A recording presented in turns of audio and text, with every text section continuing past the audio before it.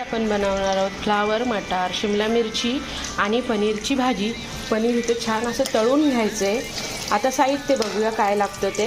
इथे 2 मोठे कांदे घेतलेले आहेत, भरपूर असा कोथिंबीर घेतलेला आहे, 2 हिरव्या मिरच्या, 1 टोमॅटो आणि हे काश्मीरी लाल मिरची पावडर, हळद, घरचं तिखट, थोडीशी साखर घेतले, हिंग आणि मीठ आणि हा घरचा वाटलेला मसाला। तर तेल आपलं तापलेलं आहे, कांदा टाकूया आता।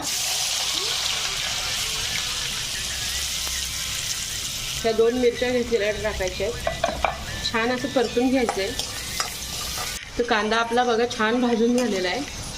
आता मसाले टाकूया सगळे, छान मसाले त्याच्यात भाजून घ्यायचे। तर आपले मसाले भाजलेले आहेत, वाटण टाकूया, वाटण पण छान त्याच्यात भाजून घ्यायचे।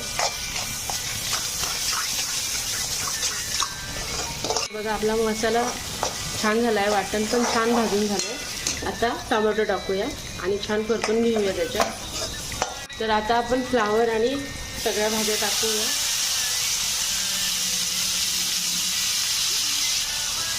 छान मिक्स करून घ्यायच्या सगळ्या भाज्या व्यवस्थित।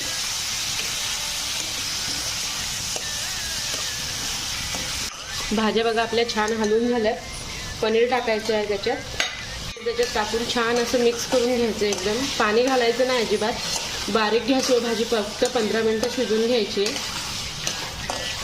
बघा भाजी छान आपली अशी परतून झालेली आहे, गॅस बारीक करायचा आहे आणि त्याला छान वाफ काढून घ्यायची। आपली भाजी झालेली आहे का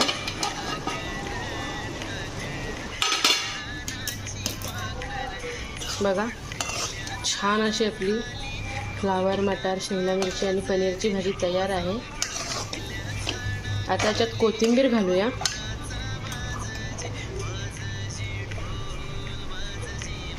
आणि मिक्स करून घेऊया एकदा। तर छान अशी आपली पनीर शिमला मिरची मटारची भाजी तयार आहे। तर इथे मस्त वरण भात चपाती सोबत गोड लिंबाचं लोणचं आणि आपली फ्लावर मटार शिमला मिरची आणि पनीरची भाजी अशी तयार आहे।